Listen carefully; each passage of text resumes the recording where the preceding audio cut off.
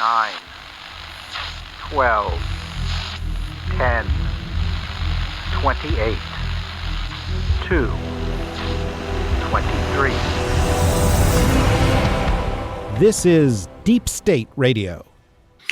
Hello and welcome to the podcast. This, of course, is Deep State Radio. I'm David Rothkopf, and we are going to talk today, of course, about what's going on in the Middle East, and we are delighted to have with us friends and experts, including in Israel, our friend, journalist Noga Tarnopolsky. How are you doing, Noga?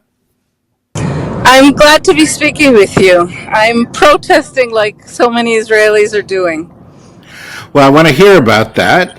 We are joined also by our friend, one of Washington's leading Iran experts, Barbara Slavin. How are you doing, Barbara? As well as can be expected under the circumstances, I think. I can well imagine, since, by tomorrow morning you might have nothing to be an expert in. You don't know how this is going to turn out. Of course, we have with us Rosa Brooks. How are you doing, Rosa? You are muted. I'm very well, David, and your apocalyptic quips are music to my ears. You know how much I love a good apocalypse. Yeah, no, I should have left that. I should have left that too. You were the queen of the apocalypse.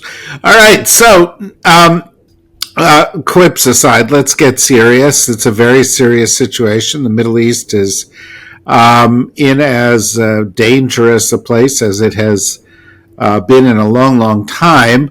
And of course, that is the result of a series of escalations that have occurred between first Israel and Hezbollah in the north, and then Iran and Israel yesterday with a missile attack that included 180 ballistic missiles hitting all across Israel. Not much in the way of substantial damage. I think there was one loss of life, but it has led to a promise of retaliation from Israel. What is the mood right now in Israel, Noga? Well, it's Rosh Hashanah here already as we're recording. The mood is, I would say, fractured and sort of surreal. Nobody knows how to behave in a situation in which it's, for example, Rosh Hashanah, and there are such deeply embedded, instinctive traditions as just to say to everyone, Happy New Year. And yet, soldiers are dying by the day. I think a dozen just today. The first deaths in the Lebanon incursion.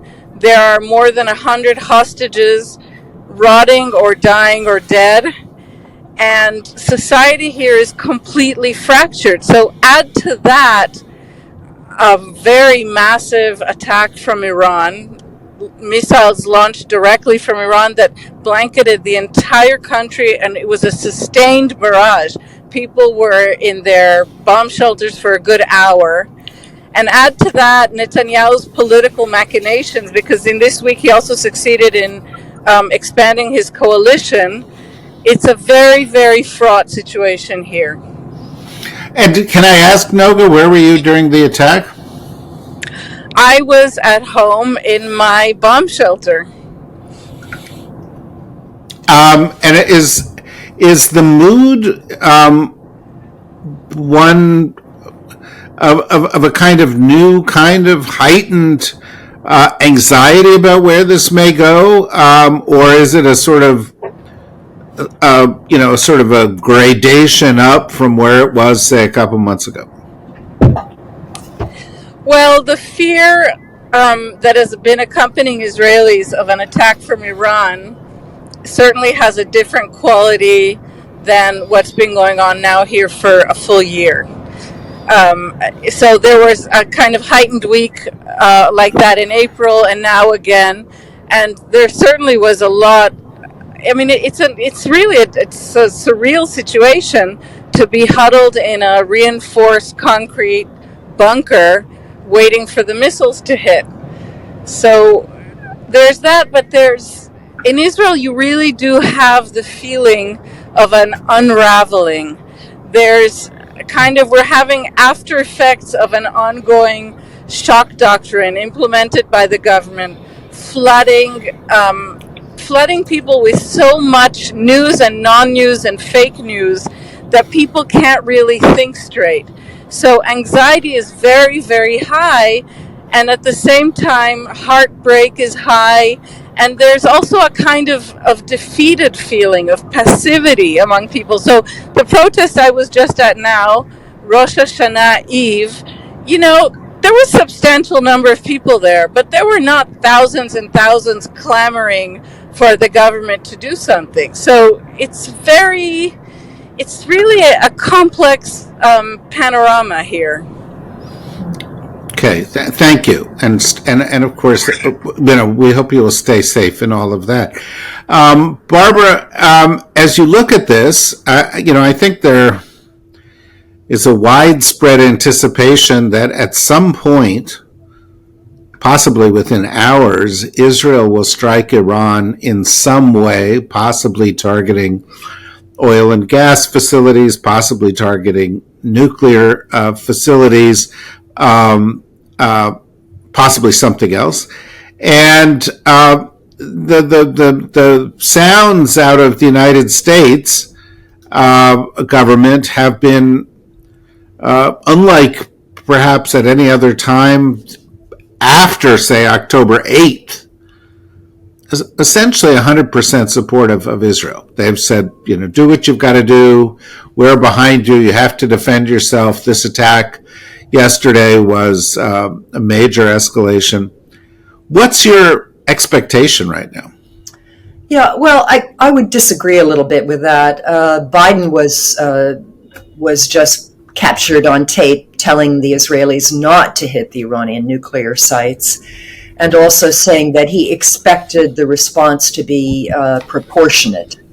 And of course, once again, thanks to Israeli capabilities, but also augmented by the United States and Britain and others, pretty much all of these ballistic missiles were shot down, which is quite a feat, since it takes only 11, 12 minutes for these missiles from launch to impact.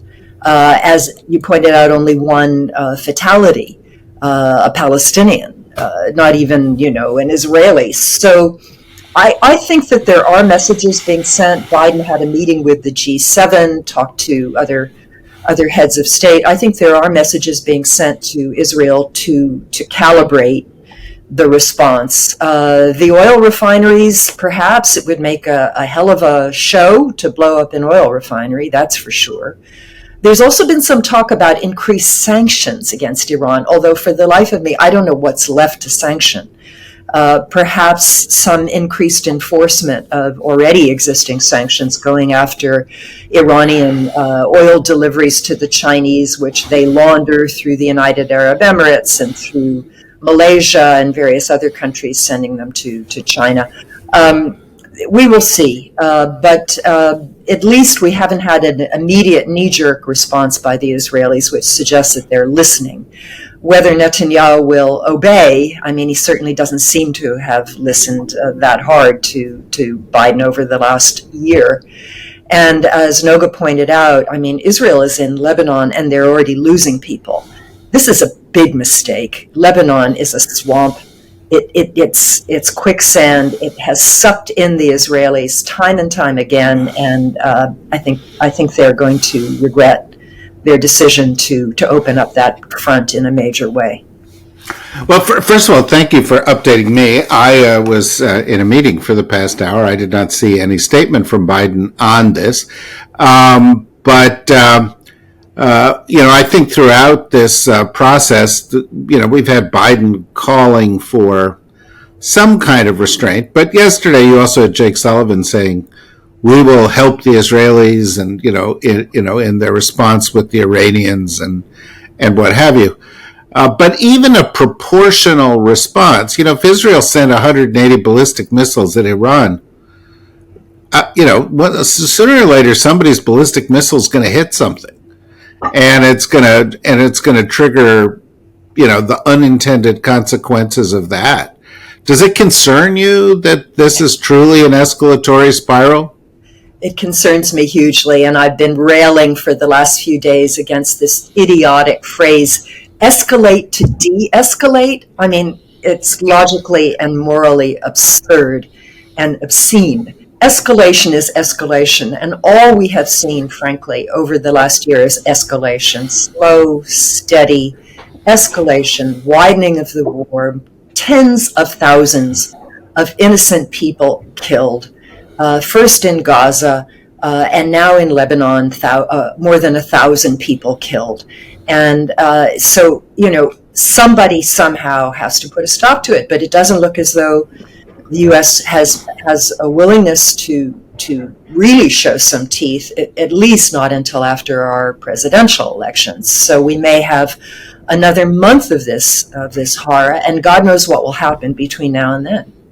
Yeah, well, I think that cuts to the core question that I was going to ask Rosa. And after I ask it to Rosa, I'll then ask Noga for her opinion on that.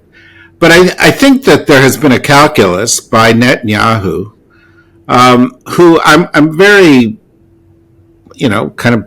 I'll admit it, I'm sad and disappointed to say, has sort of played the politics of all of this pretty well for the past year. He's done some horrible things, bad things for Israel, bad things for its neighbors, war crimes, and he seems stronger now than he was a year ago. But he also, I believe, feels that the next 5 weeks are kind of a window of opportunity for him, because he can't do anything during that period that the U.S., his closest ally, is really going to push back on him for because of the election. And that, I think, makes this particularly dangerous. A, Rosa, do you agree? And B, do you think it behooves the administration to set aside politics in this kind of thing and use leverage in a way that it hasn't?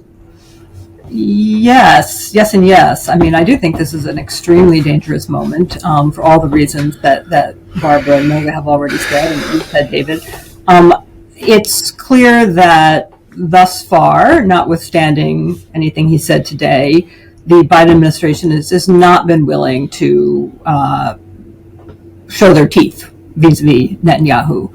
It's been and continues to be a lot of, well, we certainly expect that you will be careful about X and Y, and we certainly hope you will do this, and we really encourage you to do that. And to each of those comments, Netanyahu, who is not a dummy, is correctly assessing this as meaning nothing, as meaning we're going to do a little bit of performative, be nice, but that's all we're really going to do. And so if you defy us again and again and again, there really will be no consequence from the United States, at least. So I do think that's been the calculus. I don't see any reason to think this is suddenly going to change today, that all of a sudden Netanyahu is going to be saying, oh goodness, I really haven't been paying enough attention to my American allies. Perhaps I should listen this time. That strikes me as delusional. That being said, I'm a little confused by the Biden administration's calculus at this point, because I think that the ramping up of hostilities, the incursion into Lebanon just in the last couple of weeks, is something that is really important to a lot of younger American voters. And Kamala Harris was enjoying a little bit of a possibly undeserved honeymoon, I think.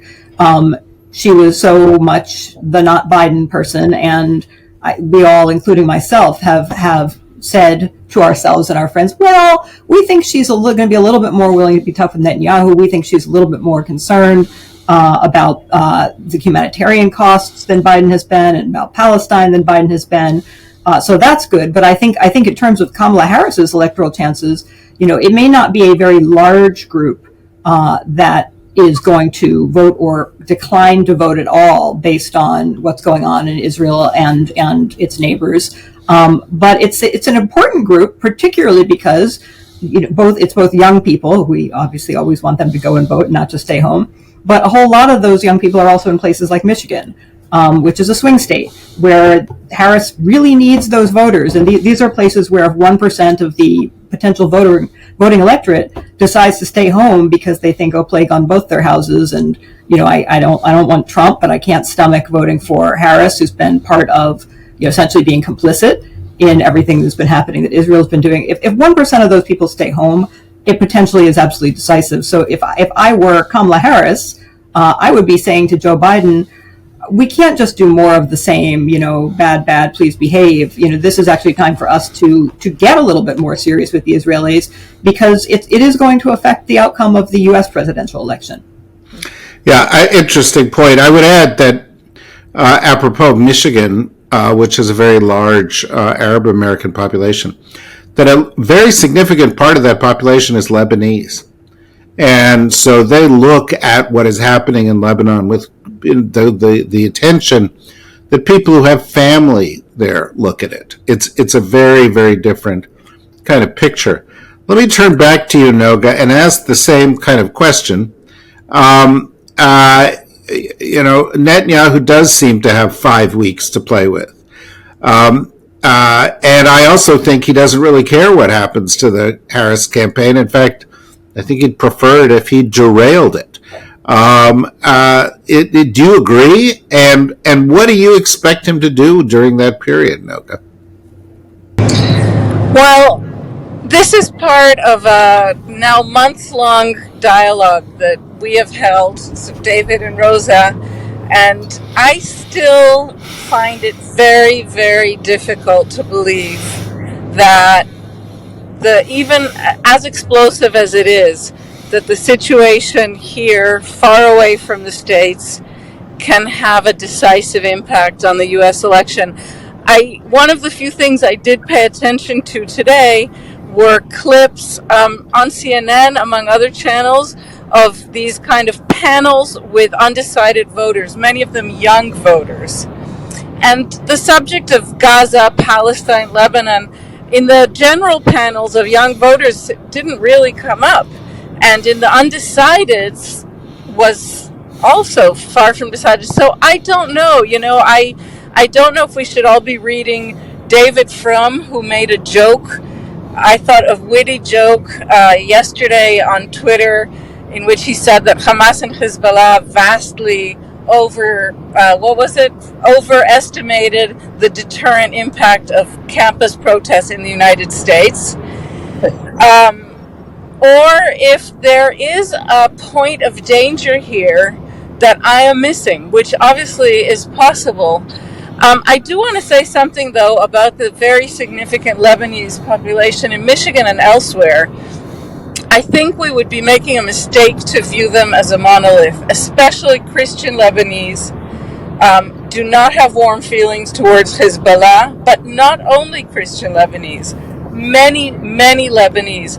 I think that those voters should be viewed as a non-monolith that is very distinct from the group of voters who are pro-Palestinian activists. I really don't think it's the same thing. That said, back to Netanyahu. Netanyahu has not made a secret of the fact that he hoped Trump wins. And he does so in a kind of gleefully reckless way. Like, let's see what happens. Like, let's try and burn this fire too.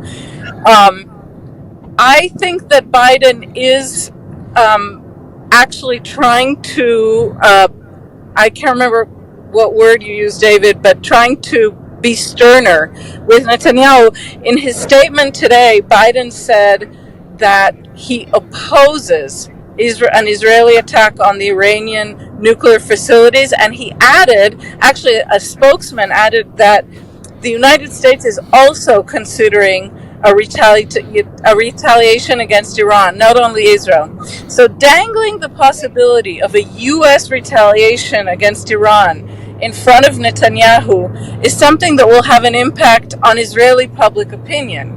Okay? And Israelis will think, wait, what if the Americans do this for us?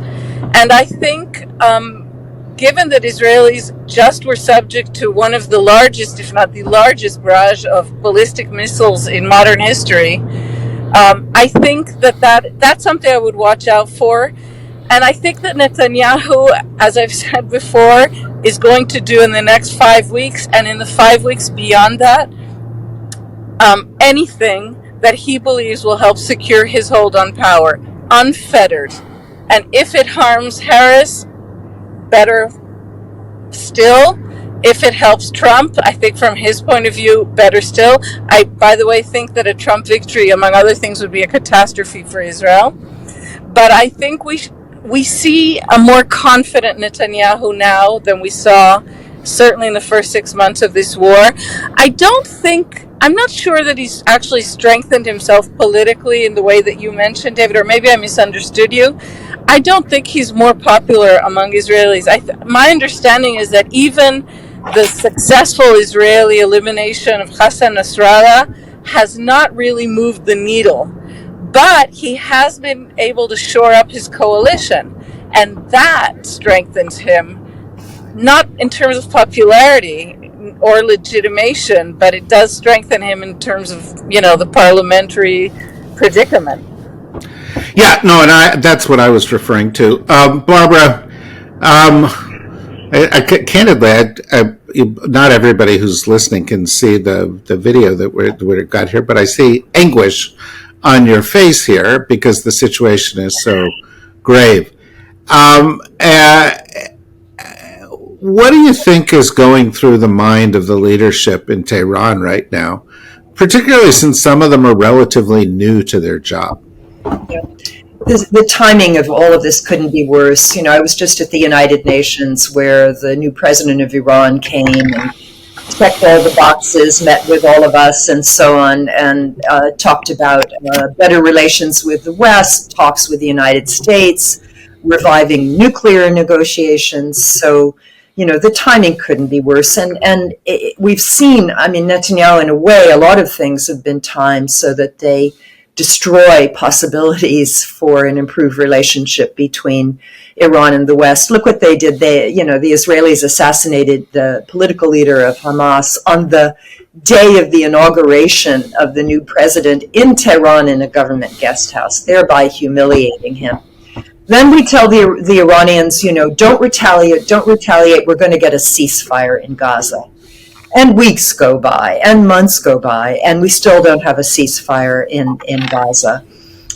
So I understand why there was pressure on the Iranian government to retaliate after Nasrallah and the entire leadership of Hezbollah pretty much was eliminated, along with more senior Iranian officials, including the guy who was the replacement for the guy who was in charge of Lebanon and Syria, who the Israelis assassinated in April.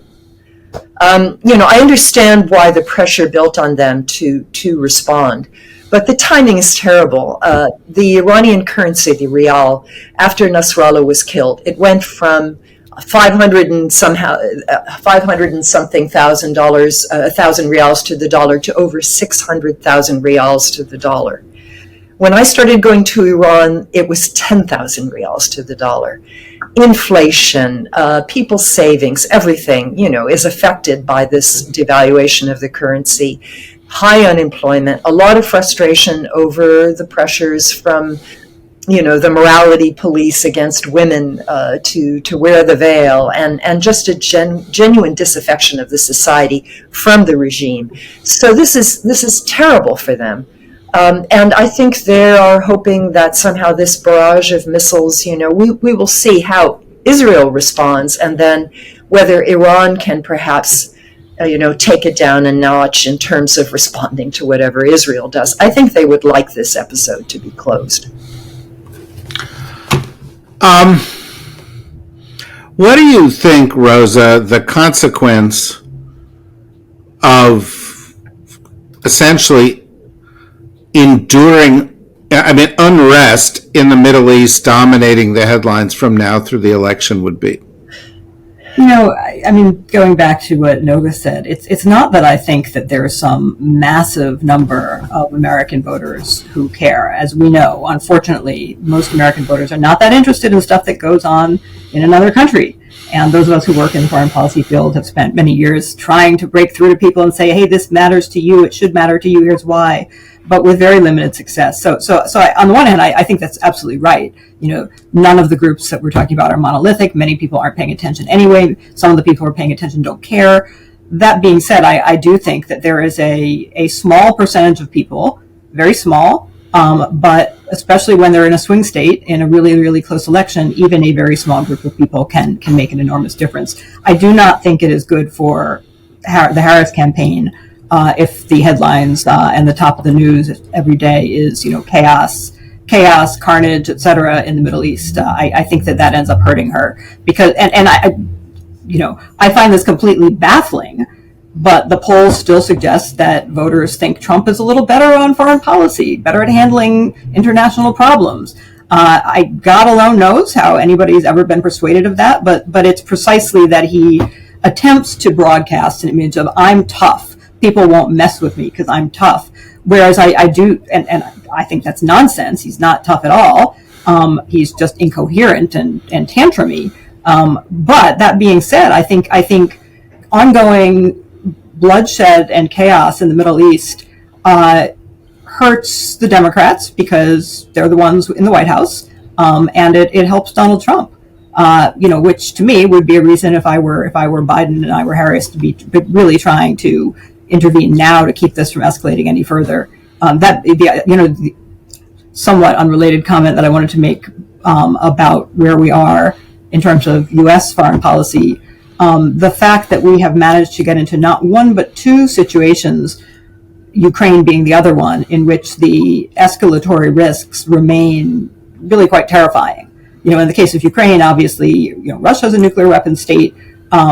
Russia, we think, has its eye on some of its other neighbors. The conflict in Ukraine has not been sort of dialed down. If anything, it has been escalating due to more incursions by the Ukrainians into Russia, which the U.S., after for some time saying absolutely not, the U.S. is now kind of saying, yeah, whatever, and we are in effect saying to Netanyahu, yeah, whatever, as well.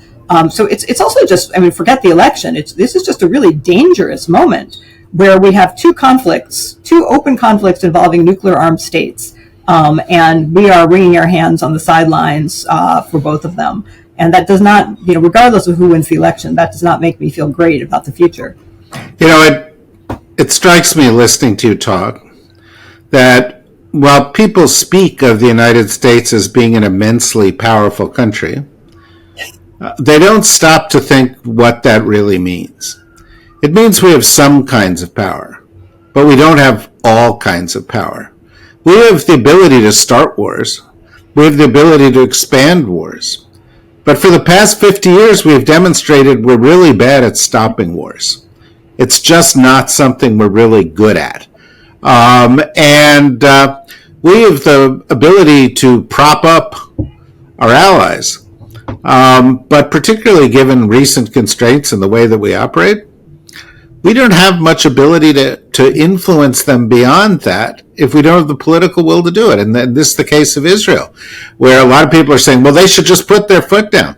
What if they did? We have the ability. We don't have the will.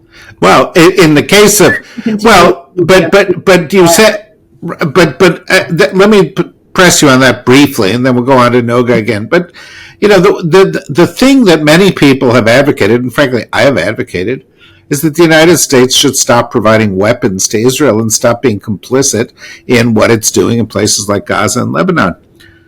But it's not clear that if we did that, it would actually stop them. That is true, but I actually think refraining from active complicity is something that is nonetheless pretty important. Totally agree with you. Then if we're trying and we fail to influence Netanyahu's behavior, then at least we're trying. Right now, we're really not trying, frankly. We really are not trying. Okay. I agree with both of those points. Noga, let me turn the focus very briefly. We've talked about Lebanon. And we've had experience in the past, and it always does turn into a swamp. And Israel ends up getting stuck there for a long time, and a lot of unintended things occur. And, in 1982, that included having some of Israel's allies with the participation of the Israelis participate, or the blessing of the Israelis take place in significant massacres. Do you think Israel could be in Lebanon, particularly the southern part, for a long period of time? Well, obviously that possibility, the quagmire possibility, exists. I mean, that's just undeniable. Israel is trying to play it both ways for now in terms of its public messaging. In other words, on the one hand, it's projecting we're in Lebanon, we're blowing up every Hezbollah asset there's ever been, and see us go big. And on the other hand, several times every single day, and also kind of in a more intimate way, in reports that Israelis are hearing back from their own soldiers, what seems to be going on are really what are called limited operational incursions. In other words, it's not a full-bore invasion. It's a kind of series of precise operations. Now, does this cause great damage in Lebanon? Yes. Is Israel justified in going after Hezbollah? And is it also doing something that is in American interest by going after Hezbollah? Yes. I think it's probably very unpopular for me to say this in this crowd, but Israel failed to defend itself, and to a certain much lesser extent failed in its role as an American ally in the Middle East by allowing Hezbollah and Hamas to become monsters on its own borders. And while I agree with every word that Barbara just said about Iran, and specifically the figure of Iran's new president, it's also true that Iran plays a very, very dangerous game. It's not that Israel went after an Iranian general when it killed Hassan Nasrallah. It's that an Iranian general was sitting with him. Iran really is behind all of this, and it's possible, of course, that this new Iranian president is so new. It's not possible, it's certain. He's so new that even if he had wanted to shift policies on this, he hasn't had the time to do it yet. Yet, I think I think we have to be careful not to downplay these real threats. And I also think that the U.S. role there are more facets to it. And I want to remind us of something more recent than 1982. And it is, if I'm not mistaken, 2014, which is when Obama withdrew very famously from his red line in Syria. You probably all remember this. President Obama had said for him it would be a red line if the Syrian government in its civil war used chemical weapons to attack its own civilian population. The Assad government went ahead and did that, and the entire Arab world and the state of Israel held their breath, and Obama then thought it over and said, I don't have congressional approval, I can't do anything. That was the trigger for Russia to basically turn Syria into its vassal state and invite Iran in, and that definitely was one of the reasons behind Putin's assumption years later that he could try and turn Ukraine into a vassal state.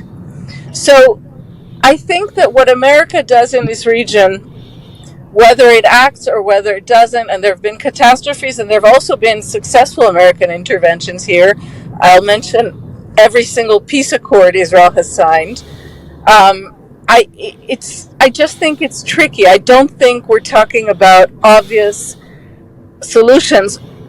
And the final thing I want to say here is, for Israelis, as in the citizens of Israel, for the people of Israel, right now they're living on a knife edge, not only because of all of these threats, but because the vast majority of Israelis know that they're also under attack by their own government. This is a messianic activist government that is attempting to take over their country in no less a significant way than enemies of Israel.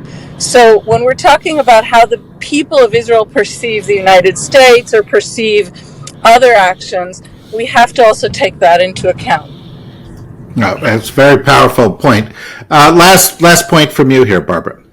Yeah, just on Syria, it was actually the Iranians, the late General Soleimani, who flew to Moscow and asked the Russians to come in with their air power to save Assad. Very important point.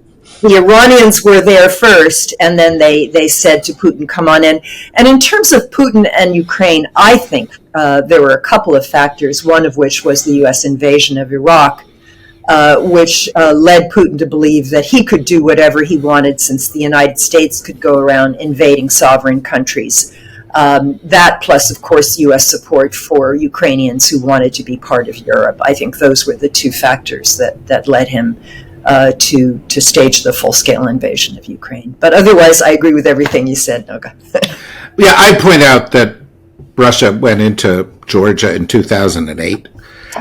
So this was something that was consistent. It was consistent with what he had done. Yeah, that's a good point. But before that, but certainly it colors the entire situation. Rosa, I guess a last word from you in terms of prescriptive for the Biden administration, or no, not for the Biden administration, prescriptive for Kamala Harris.